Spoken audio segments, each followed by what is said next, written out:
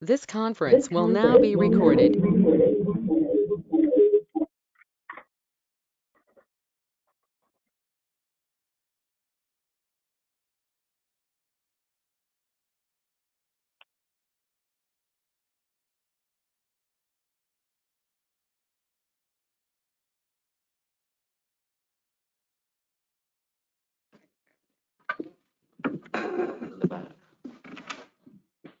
Can everybody hear me? I can, Bev Winas. Okay. Tom? Yep, loud and clear. All right. So I think we've got 4 members present. Bev Polzai may be out. Joan Bucher's out. Jen Prinz is out. But we've got Winas, myself, Hamel, and Steger. So that's a quorum. So we can still conduct business. All righty. All right. So I'll call the meeting to order. And next item is to, I'll ask Dylan if there's any amendments to the agenda. No. Oh, is there a motion to approve the agenda as written? I'll make the motion. Todd beat you to it, Bevs, but I'll consider that a second. So motion Hamel, second Winas, to approve the agenda. All in favor, since we still have some remote, I'll go by a roll call. Winas? Aye. Steger? Aye. Aye. Rockne, aye. Motion carries. Next, approval of the May 11th regular meeting minutes.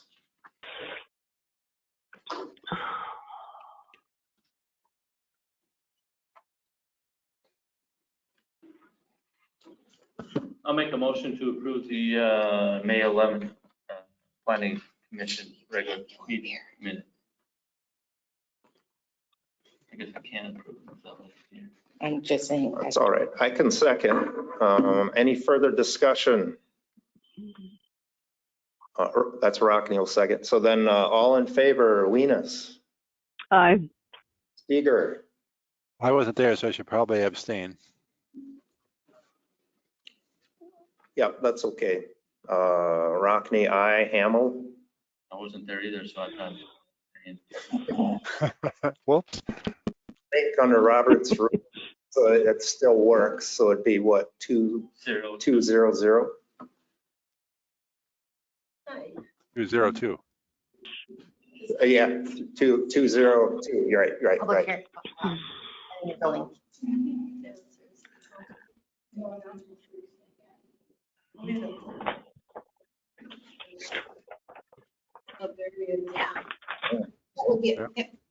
sorry. We're just gonna look at it. Okay, so minutes are approved. Next, it is 5:35, so next on number 4, public hearing variance request 700 Gulf View Avenue. Any additional background, Dylan? I suppose I can explain it to the public in the room. So there was a variance application on 700 Gulfview Avenue. Property owner Tina Husker is here, who submitted that application.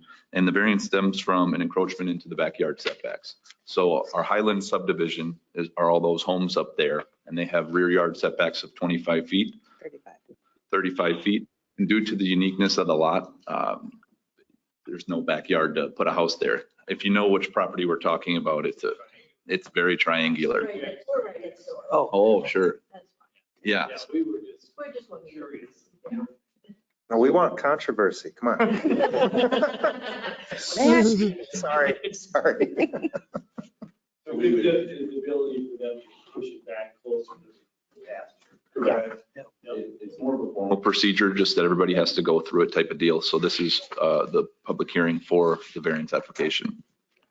If there's any questions, I suppose we can leave it open. Yeah, I'll officially open up the public hearing. Does anybody on the commission or in the audience have a question on the variance request? So we've got, the layout is the front yard setback to the street, no problem. If we're calling the south line a side yard, the 10 feet isn't a problem. It's just the west line is the issue. Is that right? Okay. Just for clarification, that west line backs onto the golf course, right? That's onto the pasture in the back, the farm. Okay. Oh, okay. It is west. It is- It's that farm. It is west. Yeah, golf course Yep, is okay. Yeah. Correct. So this would only be an issue if, is the vet behind you there? Yeah. Mhm. If they ever decided to develop Right. someday.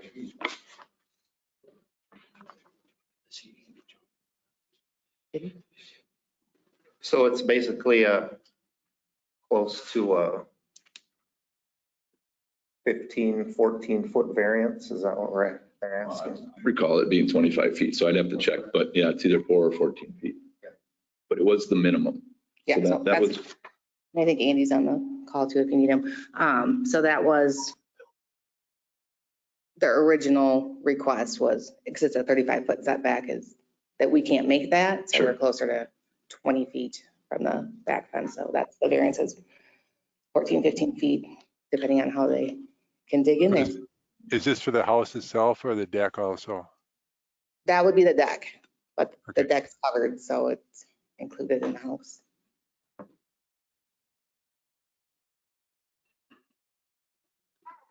So the deck would go 4 feet over the property line? Is that what you're saying? 14, 14 feet. 14. For the setback? 14 feet west of the property line onto the golf course grass? Is that No, what no, I'm the thinking? setback line. And it's across the street from the golf course. So Oh, to the west, which would be the backyard of this property, which is the encroachment in question, is township owned. It's a oh. vet or a It's a farm. farm. The pasture. Pasture. Yeah.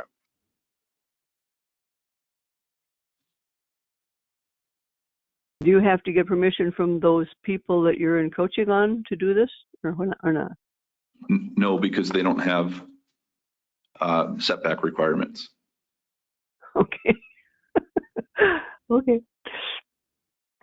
It's a good question, though. Yeah, is the neighbor aware of this?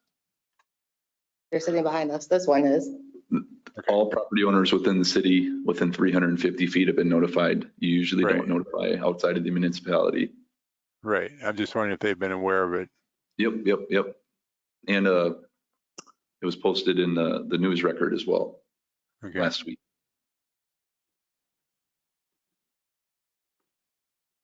So the people in the township didn't get a letter then, are you saying? Correct. Which is not general practice. Okay. I don't know.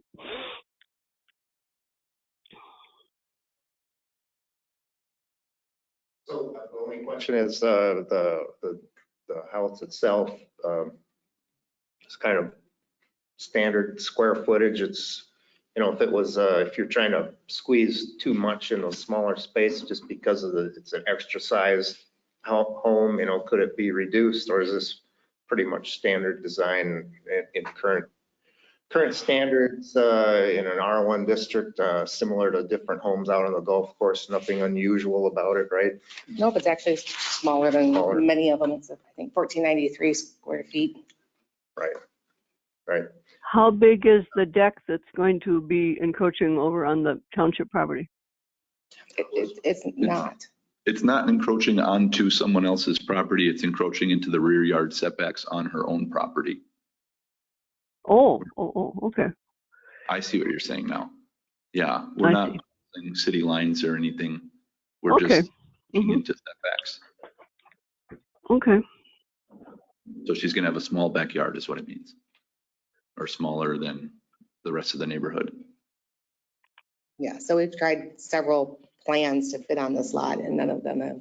We've moved the garage facing south, we've moved it to the front, that's where the cutbacks are already for the driveway.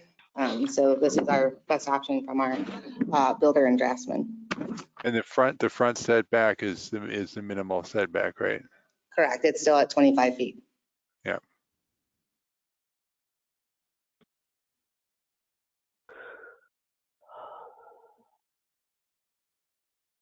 Any other questions, comments?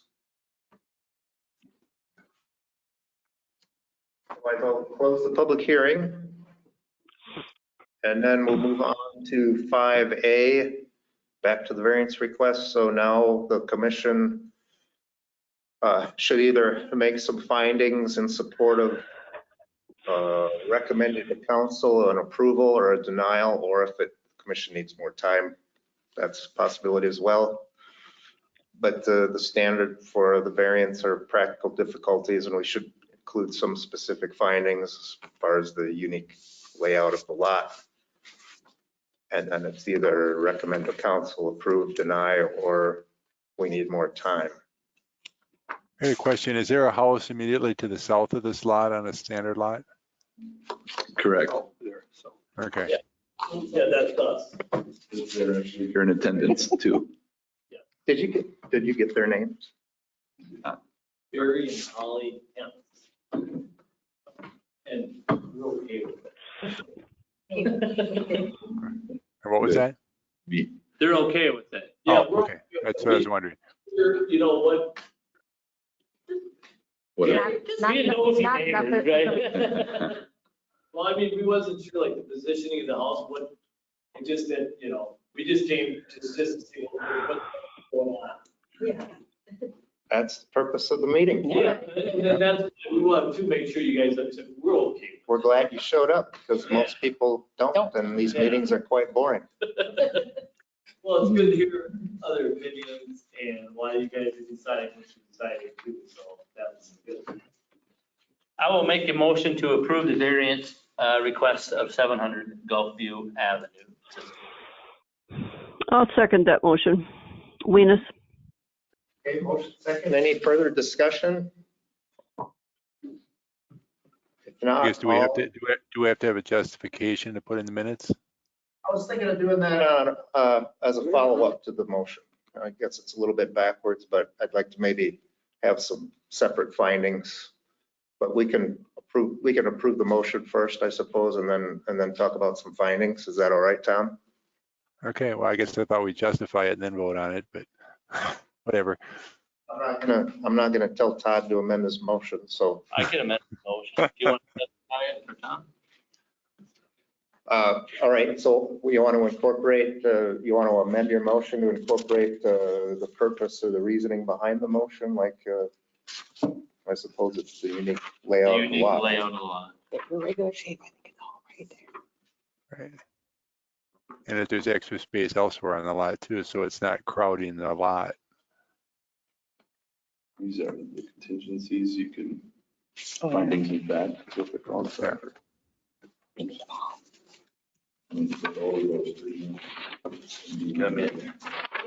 The highlighted ones? Why don't you read some of those off, Todd? And see if we all I'll make agree. amendment to practical difficulties because of the shape of the lot.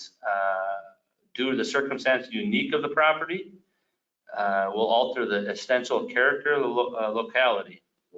It Or will not. won't, sorry, will not alter essential character of the locality. Sounds good. Is that all right for an amended motion, Bev? That sounds fine. So is that a second? Yes. All right, any further discussion? All in favor to recommend approval of the variance to council, Venus, Aye.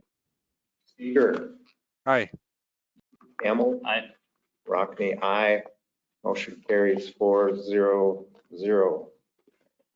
Thank you for coming in. Thank you for having us. Appreciate it. yeah,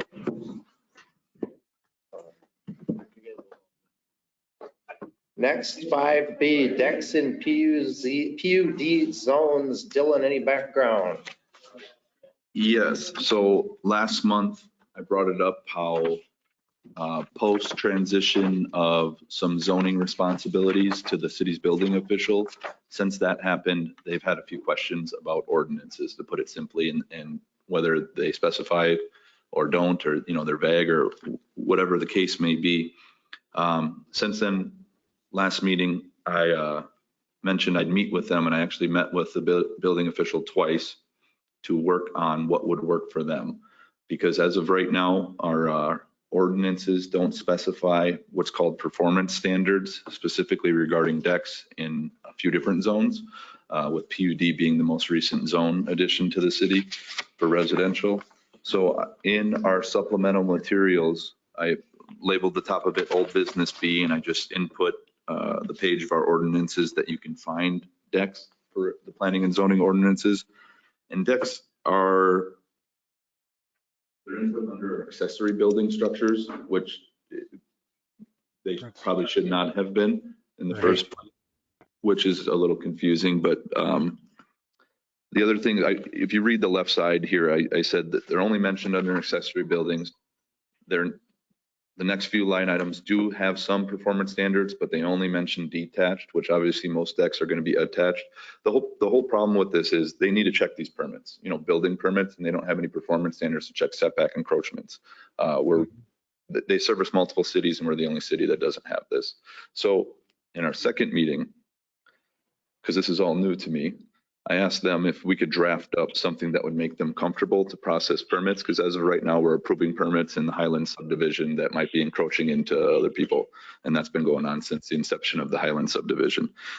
So what they request is line item F, which is basically verbatim, decks are allowed to encroach into setbacks, but not within 5 feet of side yard property lines or 20 feet from rear yard property lines. And no deck is allowed within the front yard setback without a variance. And then this was done, the numbers were done based on research of a lot of state code. You usually don't want to get within 5 feet of any property line, regardless of what it is, unless we're talking a fence. But just for decks and accessory buildings and sheds and everything of that nature, the 20 foot is pretty standard as well.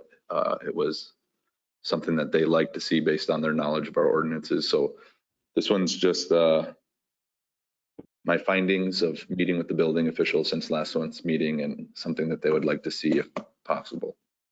Where was that wording you ran off there? Is that in the attachments here? Yep, in the attachments, there's one that says Old Business B. I wrote on the top. Right. And on the left side of it, I put some notes, and then on the bottom is their conclusion, what they'd like to see potentially. Okay. I know it's kind of small handwriting, but essentially they're trying to process building permits, and there's, we're in the season of people building decks, and specifically for some zones, there's no performance standards to check encroachments or setbacks or anything of the like. Which it sounds like we're the only city that doesn't have it explicitly said. I think under this section 3 of subdivision 3, it's almost like backwards or negative flow or logic, because I think the intent is under main section 3, it says either attached or detached accessory buildings, including decks and porches, may encroach, and then, but only on the following conditions. And then it talks about letter A, the percentage of the footprint.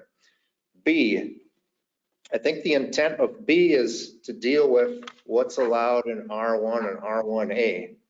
And I think the intent there is to only allow detached buildings to allow to encroach in the setback subject to those foot limitations. Yep. And so attached structures, by, I guess, negative logic, wouldn't be allowed to in R1 or R1A. And then under C, now we're dealing with R2, 3, and 4, which says any accessory buildings, whether it's attached or detached, allowed to encroach so long as 5 feet away from lot lines, and with those other limitations. So then you jump down, and also it says only allowed to encroach not in the technical side yard, but only in the rear yard or the side portion of a rear yard. So we need to think about that. Are we allowing? Lots that should be considered too. Yep, yep. So then you jump down to F. So can we reconcile C and F? Because right now C says R2, R3, and R4 allowed to encroach 5 feet away. But then F, it's saying decks allowed to encroach 5 feet of side yard, doesn't specify whether it should be only in the rear portion of side yard or not.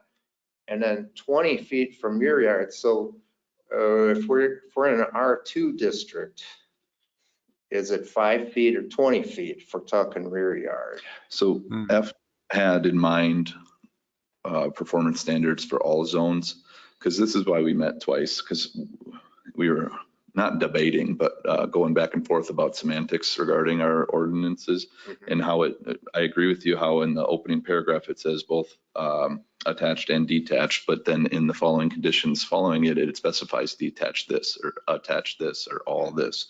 And it comes down to that they're just not comfortable Right. with it. So I'm perfectly glad, well, hate to say this, I'm perfectly glad to try to tweak this so that people can, you and the building officials can work with it, interpret it easier. But I said that how many months ago on fences, and I'm still working on it. So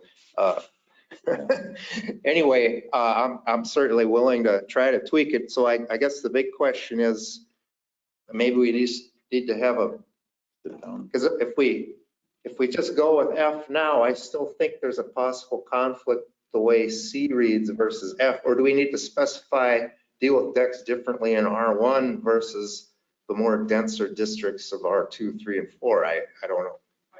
I 100% agree with that. I believe what would be best is a breakdown per zone, but that's more work than not, and we can still do that. What we were trying to do is Get something. this is what they agreed to, that they could, because they have pending permits right now, but they've just been approving them based on the way they feel. I don't know. I think what was the belief here before, prior to them processing deck permits, for example, was it would go to the underlying zone, which PUD's underlying zone is always going to be R1, but R1 doesn't always fit with PUD zones, because especially the Highland subdivision has some big lots and weird size lots and this and that. But I would agree. I would feel the most comfortable if I was the one processing these deck permits, if we had a breakdown per zone on permitted encroachments. So for example, I asked them to send over what they use in other cities, and they sent over Pine Islands, which simply says this. It's an all-encompassing one. But every city's a little different. So whatever we want to do. But this takes public hearing and council approval to change the ordinance. Yep, that's what I thought. But then if this is just a Band-Aid approach, and we're going to take a more comprehensive look at it down the road. But they just want, I'm just wondering if there's some way we could, since it allows, could we make a sort of a staff level policy decision without actually going through official amendment of the ordinance, just to get our philosophy. give the philosophy to the building officials so that they can continue to go ahead. But we take a closer look at, a more comprehensive look at how this works without, passing an ordinance and then taking another look. It's basically a Band-Aid approach right now. Right. If I'm reading it, if I'm understanding this right, the way the ordinance reads, now they could go they could go within 5 feet of their back lot line. If I'm reading that right. And it's like, that seems not very much. In R2, 3, and 4 districts for sure. Yeah. I don't know about R1, because R1 only allows True. only deals with detached. Yeah. I know that 5 feet to me is darn close. Yeah, that's not near enough. That's The too close. problem is, in older parts of town, there isn't much room back there, and you need 5 feet is, I don't know. That's true. That's true. I agree. It seems to be not enough, but also some of these districts we're talking about outside of being older parts of town are also higher density residential zones. So then you're going to get the twin homes, townhomes, smaller lots. And if I remember right, when this is how this section, subdivision 3 has evolved over the last 20 years or whatever, I think there was an intentionally built-in fuzziness to allow to allow people like Dylan to work with the property owner to come up with a plan that sort of fit a particular lot. And if a lot had a larger backyard, maybe they would convince the property owner not to go all the way to 5 feet. But if there's not much for the backyard, it allowed a little bit more discretion to get closer to the 5-foot mark. I think it was intentionally built in to be that way. But that's not always the best type of zoning. And then either. you think if there's a new construction area and the houses are back to back with their backyards, you certainly wouldn't want only 5 feet between one deck and 5 feet to the next deck.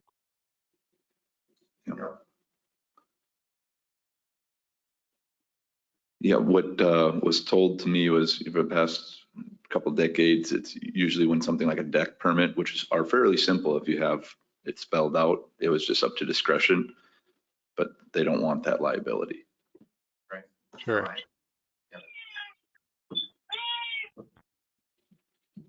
Well, if we went with that wording that says the 20-foot right now, that would limit some situations where maybe they want to go closer, where it's more dense, that we could deal with it another time. I agree, because the one thing that I expressed to them was 20 feet is good in some zones and some it isn't. If you have a small backyard, for example. But it seems like the best approach would be to be a breakdown per zone. But then we're, this is just decks. We could go all accessory buildings. We could, you know what I mean? There could be and my next one is kind of like that too, a line item on the agenda. I mean, so these questions pop up because there's, new eyes sitting on them. And then it's just one of those things. I don't know. I mean, so what are they? They're actually wanting us to hold a public hearing, get it to council, approve the amendment to the zoning ordinance, so that they can. Not necessarily. I'm sure if I told them, hey, we agreed to this, but I don't, they don't care about the procedure. They just don't want to have the liability. It's like, I wish I could have just told them, this is how it was done before, but I didn't know how it was done before either, And then that's when they informed me that they seem, because they sign off on the same permits. Planning and zoning signs off, and then the building official signs off on the same permits. And what they saw before, that everything didn't have rhyme or reason to it. So even in the golf course edition where there's larger lots and, well, some of those rear yards, there isn't much room because of the outlot of the golf course. But so some of those large decks are encroaching. Is that for sure? Oh, we have, a couple, like at least a dozen. I mean, and then across all zones too, since not every zone specifies setbacks. I mean, there's been at least a dozen deck permits that have come in the past, month or 2 or 3. And that's all R1 out there, so. And we can table this too and think about it more as far as the work that would be needed. What do you want to do with these pending permits? Well, they're still going to keep it business as normal. They would just like this going forward. I mean, they're approving them based on these numbers kind of already, just because it seems to be pretty universal numbers across multiple cities and things of that nature. Well, do we want to, not best practice, but kind of what I alluded to earlier, to just kind of make an interpretation and use almost like an interim ordinance where it's just, all right, here's a temporary fix until we examine it. Would that satisfy them? Yep. Would you want a motion to that effect? Sure. I don't know how enforceable it would be, but let's try it. Okay. Well, I would move that we use the interpretation as outlined on this paper as guidance for decks. Second. Any further discussion? If not, all in favor, Wenas, Aye. Steger. Aye. Hamel. Aye. Rockne, aye. Motion carries. Sounds good. Next item, so I don't know, should we start looking at other cities' ordinances, on a larger capacity, larger level? Dylan, what do you think? Yes, and I started looking into it, and there is, so the League of Minnesota Cities has some information already on this. Some nice model And ordinances. I agree. I would like to take theirs and then compare it to our region, because we might be, every region might be a little bit more specific. And I was thinking about that, so I was looking into it today. There's just might be something called codification services with the League of Minnesota Cities, and there's costs with it. Is why it hasn't happened. Well, we had hired, I know we had hired an entity a couple times to update and codify our city code, and they come in with recommendations, and I think we did the same with our zoning ordinance, but maybe it's time to either bring in an outside entity or just take a look at the model ordinance. The problem is the model ordinances are, I mean, to try to cut and paste, it just Yeah. sometimes makes the problem worse, because there's always exceptions in different sections. So we could certainly try. Yeah, this has been one of those things where when I start getting into it, it's a lot more than it seems. Yeah. You know what I mean? More can worms keep opening up. The next page there's outdated information that should be updated too, that I highlighted. It's not part of the line item for the agenda, but Oh, that 120? under now. Well, I think that has to do with building code, right? The 200. Correct. And so So I think the purpose of this is just architectural compatibility. So I don't know if we're not going to make someone shed inside their 12 by 10 shed. You know what I mean? That's outdated. People have bigger stuff now. Sure. So yeah, but I agree. All right. I'm not going to court enforce that. Yeah. I'll be Okay. running out of town. We'll move on to 6A, Carnegie Library Building Permitted Uses. What do you have on that one? So the old Carnegie Library building has been listed for sale for some time. And in the past, probably 2 to 3 weeks, I've had multiple inquiries from potential buyers, I should say. And both of them asked the same thing. They were asking as far as permitted uses. So to help paint this story and keep it simple, in our downtown commercial district, which is, commercial, we allow residential on the second and third floor, but not the first floor. The Carnegie building, their first floor is kind of the second floor, but just looking at it, their first floor is kind of like a basement and their second floor is kind of like the first floor, put it that way. So in order to help this sale, one of the things that could happen would be not allowing a variance to take place, because I had a distraught buyer, because they had to go through formal procedure in order to buy a building when it makes more sense to have residential in that first floor there because it's small instead of the second floor. And my question was, is that a thing? Can we do that? Just allow people on specific buildings, and it's also on a hill too, you know what I mean? So it makes sense for the building, but it also makes sense to make them apply for a variance, which I was telling them that they would need to inquire about. That's definitely, is it R1 or R1A? This is C1. Sorry, C1 or C1A? This is going to be C1. I know we talked about this 1 or 2 meetings ago, and if I remember right, it made some sense. So the request would be to allow residential in the basement. Or the first floor, depends on how, it'd be. So the first floor, you go up the steps, what do you call that? The main floor where the main That would art be- gallery was. That's technically the first floor. So you could say the lower level. Yeah, it's just it's a unique building, but going up the steps, as far as building code, that's the second floor. The first floor is the one you enter from the north without the steps. Yeah. But I mean, if you compare that building to the typical Main Street building where you walk in from the sidewalk where there's no steps, yeah, that's the first floor, right? correct. And our ordinances just specify that no residential on first floor. And where do they want the residential? In the basement. For the basement, just because the lower level, the upper space is way, better suited for commercial. Just being a complete layperson idiot, I would say the first floor is the main level when you go up the steps. I would say the basement is Like that better. the north entrance. So Yep. I don't know if we necessarily need a variance if we want to make that interpretation. Nope, that works with me. People will like that. So, Does the ordinance allow for resident, you're living in the basement? Because we said second and third floor in the ordinance. It does say residential shall be confined to the second or third floor. It doesn't Right. really even mention basement, Right. does it? So I guess here's where you get into legal arguments if anybody's ever making an issue of it.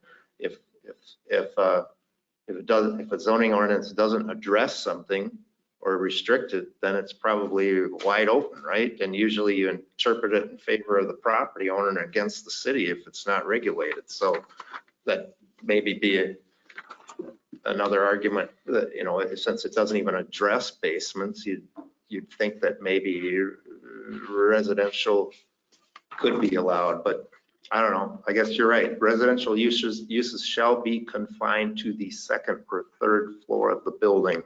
Because I wonder if we look at those buildings on Main Street, like you said, if you come off the alley, those lower levels, would we allow residential in those?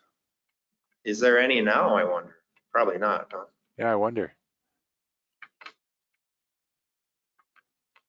Do they want to use part of the building for commercial and part of it for residential, or what? Why do they want to split it up? correct. As far as the two inquiries that I had, both wanted the lower level basement to be residential and that main floor of the library to be commercial, just because it has, such high ceilings. It's all open. It's a great commercial space. Yeah. And the downstairs is, it looks kind of more like a basement that could, they have a clay pot studio in there now, but anything that needs more space would have to go on that upper part. And I think it makes total sense to allow it, but we just have to make sure we're legal. Yes, I would agree. It would make sense to have the basement level into a residential area, living area. I wonder if we should just take a closer look at the way that other areas of the ordinance, whether it even addresses basements or lower levels. This clearly contemplates the Main Street buildings, right? Second or third floor. Sure. Because it doesn't address basement, I'm almost leaning towards just allowing it, whether it's this building or any of the Main Street buildings, I guess, unless we want to tighten that up.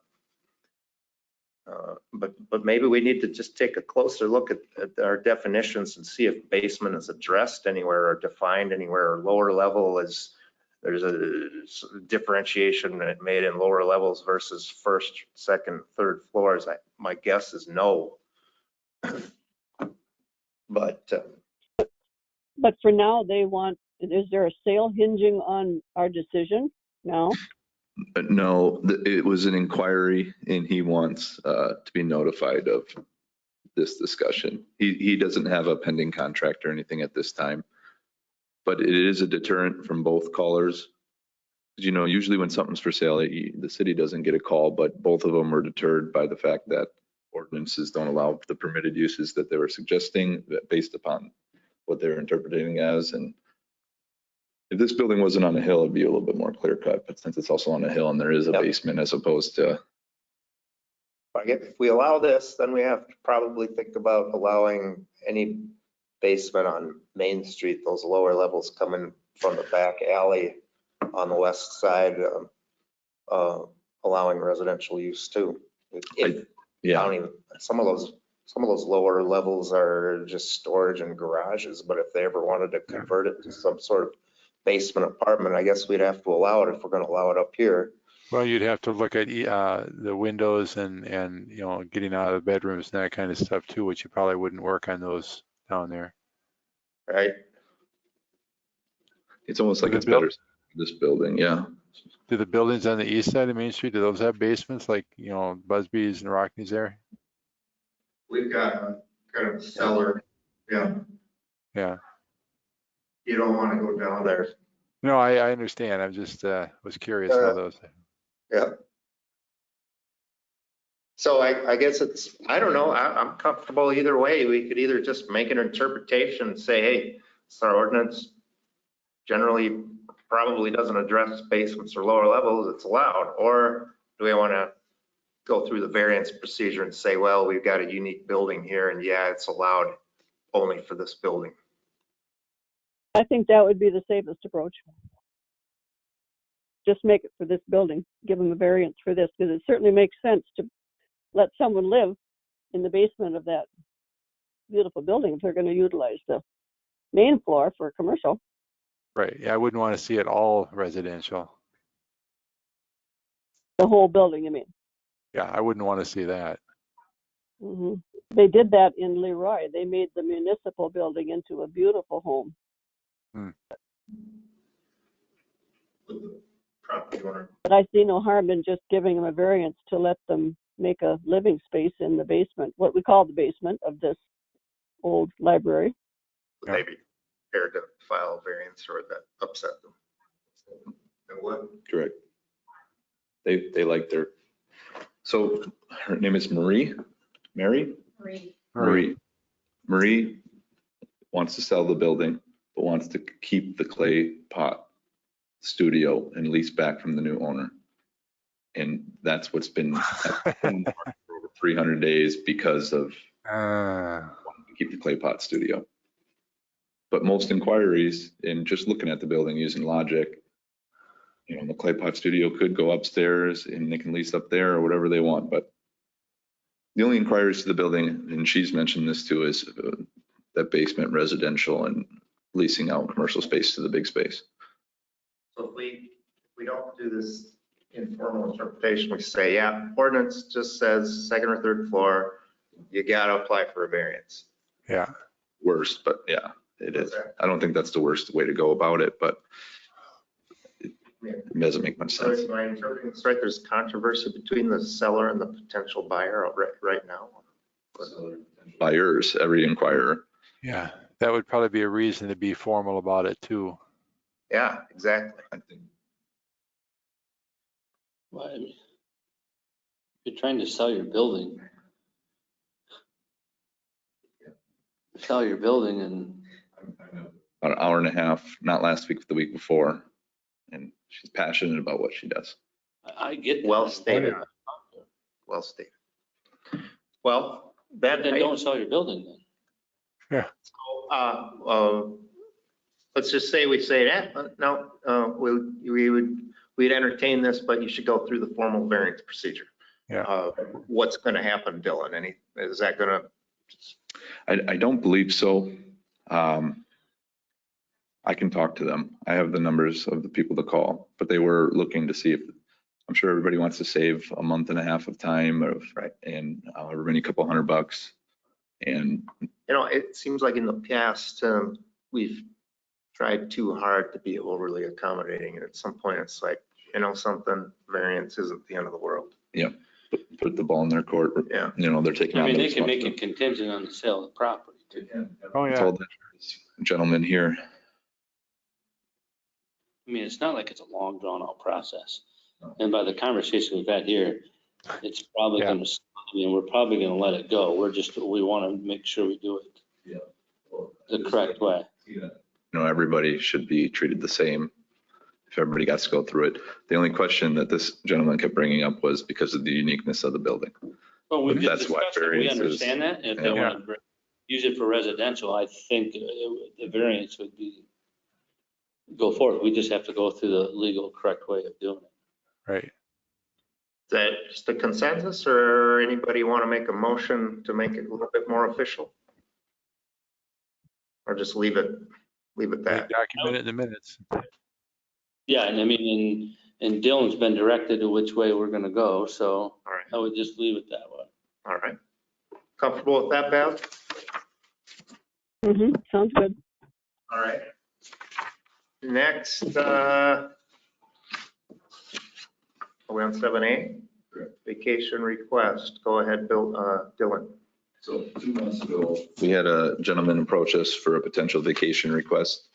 He did not attend last month's meeting and there was no update. I left it on here because there has been an update and we've worked on, Matt and I, some of the line items to vacate city land. I've reached out to Brian since our meeting on Friday and I haven't been able to schedule a meeting with him, but I left it on here just to update that potentially maybe next month we'll have a vacation request. I still have to meet with the property owner. Okay. All right.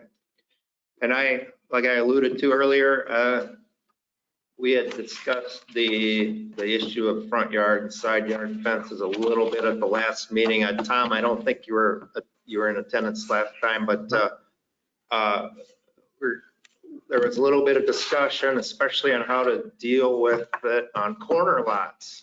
Yes. So I said I was going to take a Jim Wedge tour of the town someday and just see if I could look at some fences, especially on corner lots. And I haven't had a chance to do it yet, but that's something I want to do. And then maybe we can keep discussing it.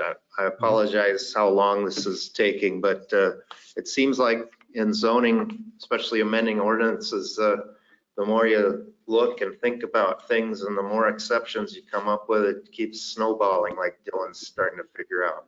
Or mushrooming. If you want me to go with you, I'm very willing to go with you and look at fences.